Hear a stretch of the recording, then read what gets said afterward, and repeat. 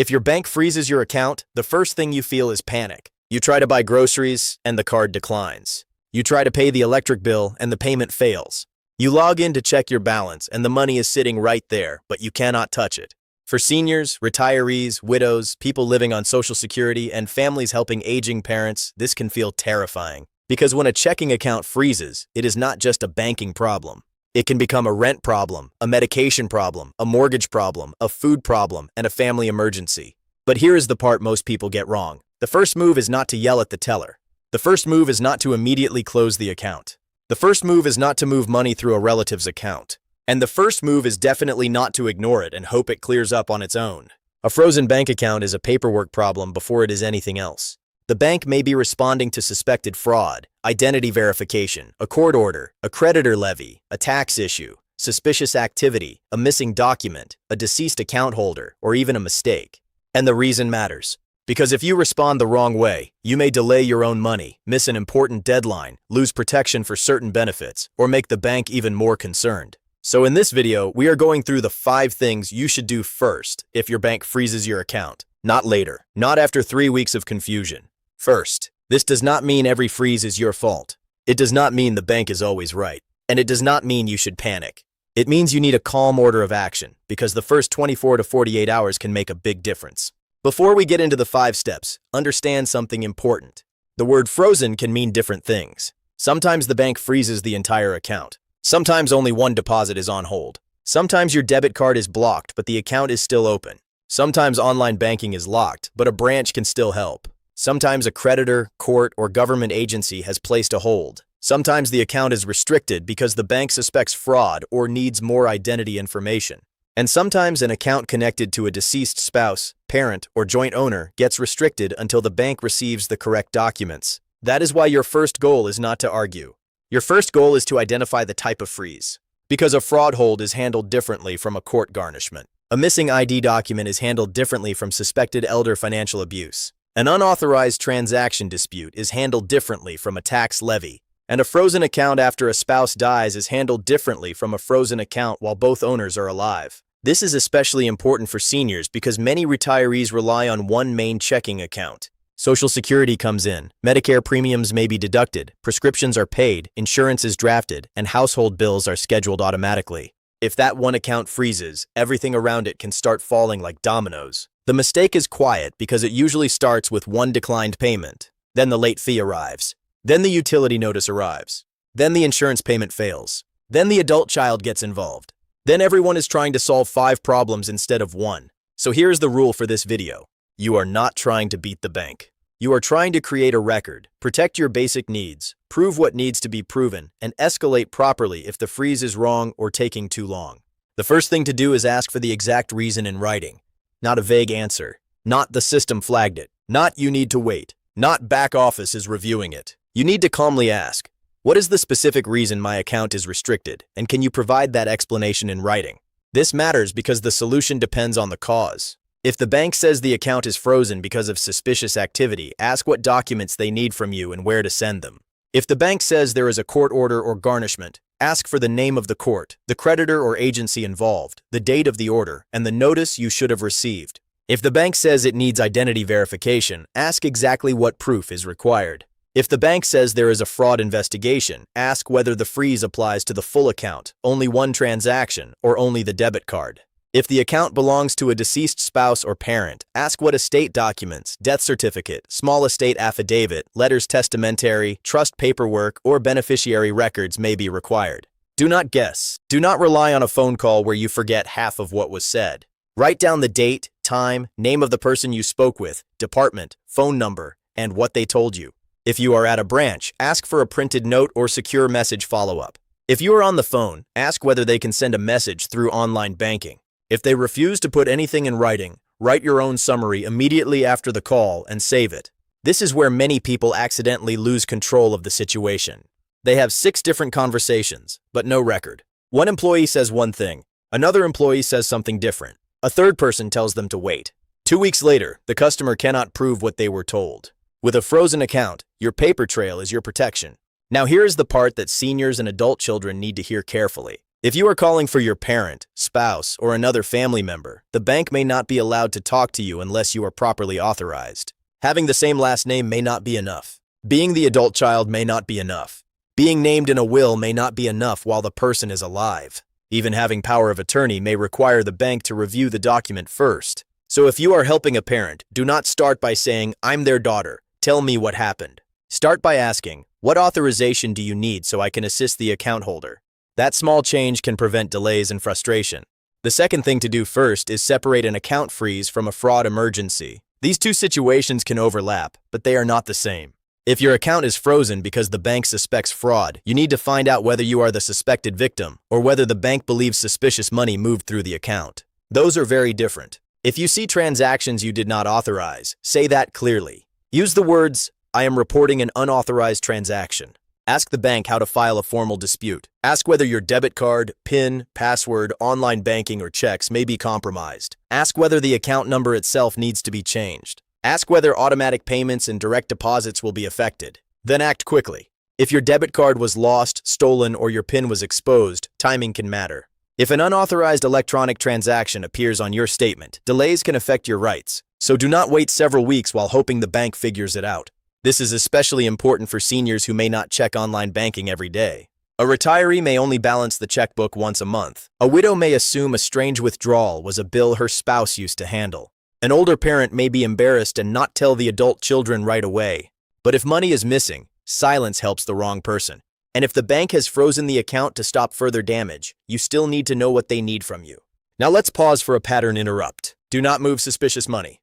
If a strange deposit appeared in your account and then someone called, texted, or emailed saying, "Send it back," do not send it anywhere until the bank investigates. Scammers often pressure people to return money, move money, or buy gift cards, cryptocurrency, wire transfers, or payment apps. If the bank froze your account after a strange deposit, the worst thing you can do is try to fix it by moving money around outside the bank's process. That may make your situation look worse. The calm move is to tell the bank, "I do not recognize this transaction. I need to report it and receive instructions." The third thing to do first is protect your essential payments. A frozen account can create secondary damage. Your mortgage payment can fail. Your rent can be late. Your prescription delivery can stop. Your Medicare supplement premium, Part D premium, life insurance premium, auto insurance, long-term care premium, utility payment, or property tax installment may be affected. So once you know the account is frozen, make a list of the payments scheduled to come out in the next 2 weeks. Do not rely on memory. Look at your last statement. Look at your online bill pay. Look at automatic drafts. Look at checks you recently wrote. Look at Social Security deposit dates. Look at insurance notices. Then contact the most important billers before the payment fails, if possible. Say, "My bank account has been restricted unexpectedly. I am working with the bank. What temporary payment options are available, and can you note my account?" This does not guarantee they will waive fees or extend deadlines, but it creates a record that you acted early. For seniors, the priority should usually be housing, utilities, insurance, medication, food, transportation, and any payment that protects health or shelter. This is not the time to pay the least urgent bill first, just because it is easiest. If you have another account, ask the bank whether you can access unaffected funds. But be careful. If the freeze involves a court order, legal claim, or fraud review, moving money without understanding the freeze can create problems. If you receive Social Security, SSI, VA benefits, or other federal benefits by direct deposit, ask whether any protected funds are involved. This can matter especially when a creditor or debt collector is trying to garnish a bank account. Certain direct deposited federal benefits may have protections, but you may need to act quickly, read the notice, and notify the bank, court, and creditor in writing. Do not assume all money in the account is protected. Do not assume none of it is protected. Ask. Then get help if necessary. A legal aid office, elder law attorney, consumer law attorney, or local senior services agency may be able to guide you, especially if your only income is Social Security or another protected benefit. The fourth thing to do first is gather the documents before the bank asks twice. This is where calm beats panic. Most frozen account situations move faster when you can provide the right documents in the right format. Start with identification, driver's license, state ID, passport, Social Security card if needed, proof of address, recent utility bill, bank statements. Then gather documents related to the reason for the freeze. If the issue is fraud, gather screenshots, transaction dates, merchant names, police report if you filed one, emails, texts, letters, or anything showing you did not authorize the activity. If the issue is identity verification, gather proof of address, updated ID, legal name change documents, or anything showing you are the account owner. If the issue is a deceased spouse or parent, gather the death certificate, marriage certificate if relevant, trust documents if there is a trust, will if needed, letters from probate court if already issued, beneficiary information, and any bank forms requested. If the issue is a court order, gather the notice, case number, creditor name, court name, and any proof that the money in the account comes from protected benefits. If the issue is a tax levy or government debt, gather the notice from the agency, tax records if relevant, and contact information for the agency listed on the notice. Here is the mistake many people make. They send documents one at a time. Then the bank says something is missing. Then they send another document. Then it goes to another department. Then the freeze sits for another week. Instead, ask the bank for the complete list of required documents and the exact upload method. Ask whether copies need to be notarized. Ask whether documents must be submitted in person. Ask whether a power of attorney must be reviewed by the legal department. Ask for a case number. Ask for a deadline. Ask how you will know when the restriction is removed. And ask what happens if the bank denies access. That last question matters. Because if the bank is not going to release the account quickly, you need to know the next escalation step. Now let's talk about a sensitive issue. If you are a senior and the bank froze your account because it suspects elder financial exploitation, that can feel humiliating. You may think, this is my money. How dare they question me? But sometimes banks are watching for unusual withdrawals, sudden wire transfers, new people pressuring an older customer, or transactions that look out of character. That does not mean the bank is always right, but it does mean your response should be calm and documented. If you are genuinely making a transaction, ask what information they need to confirm your decision. If someone is pressuring you, pause immediately. If a new friend, romantic partner, contractor, caregiver, or distant relative told you to move money fast, treat that as a serious warning sign. A frozen account may feel like the problem, but in some cases, it is the thing that stops a bigger loss. The fifth thing to do first is escalate in the right order. This is where people either give up too early or explode too soon. Neither helps. Start with the bank's fraud, legal, or account restrictions department, not just the frontline customer service number. Ask for a supervisor if the first person cannot explain the freeze. Ask for a case number. Ask for the expected review timeline. Ask what exact action is pending. Ask whether the account can be partially released for essential living expenses. Ask whether direct deposits can continue. Ask whether automatic payments will be rejected. Ask whether you should redirect future deposits temporarily. Then send a written follow-up through secure message, email, or letter. Keep it short and factual. Say something like, "My account ending in these 4 digits is restricted. I was told on this date that the reason is this. I have provided these documents. Please confirm what else is needed, the expected timeline, and whether any funds are available for essential living expenses. Do not include threats. Do not accuse every employee of stealing. Do not write 10 emotional paragraphs. You want the person reviewing the file to understand the facts quickly. If the bank does not respond, or if the freeze appears wrong, or if you are being bounced between departments, then consider filing a complaint with the appropriate regulator. For many consumer banking issues, the CFPB complaint process may be an option. Depending on the type of bank, the OCC, FDIC, Federal Reserve, NCUA, or state banking regulator may also be involved. You do not need to know every regulator perfectly before you act. Some complaint systems can route the issue or tell you where to go, but your complaint should be clear. Include the dates. Include the account type.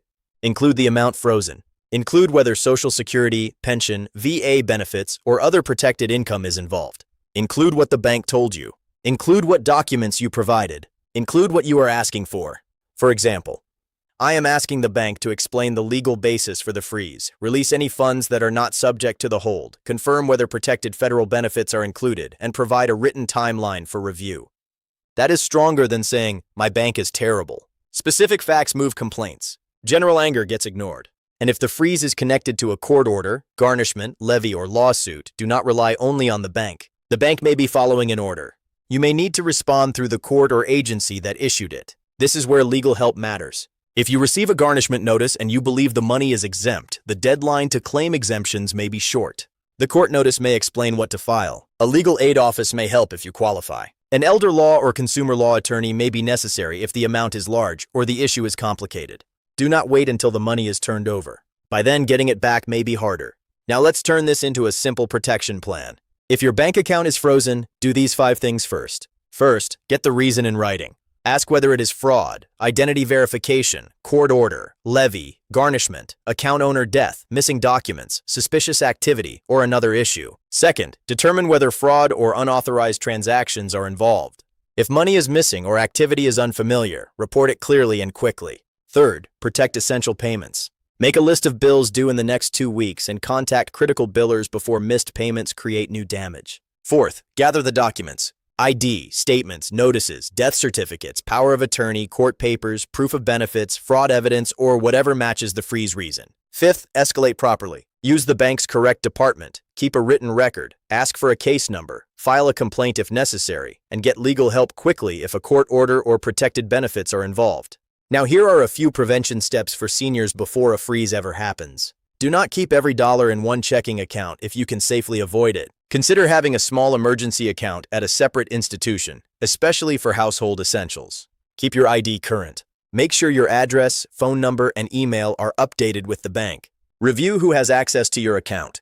Be careful with joint owners and authorized users. Do not ignore bank letters. Do not ignore court notices. Do not let someone pressure you into sending money quickly. If an adult child helps you, make sure the bank has the correct authorization on file. If you have a power of attorney, ask the bank how it reviews and records that document before a crisis. And if your Social Security or pension goes into one account, understand what happens if that account is frozen and how to redirect deposits if needed. A frozen bank account is scary because it makes your own money feel unreachable. But panic can make the problem worse. The goal is to slow down, identify the reason, protect your basic needs, create a paper trail, and escalate through the right channel.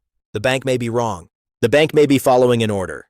The bank may be protecting you from fraud. The bank may be waiting for one document. The bank may be reviewing something that looks suspicious. You cannot know which one until you ask the right questions and get the answers in writing. For seniors, widows, retirees, and adult children helping parents, the biggest danger is not just the freeze itself. It is the chain reaction.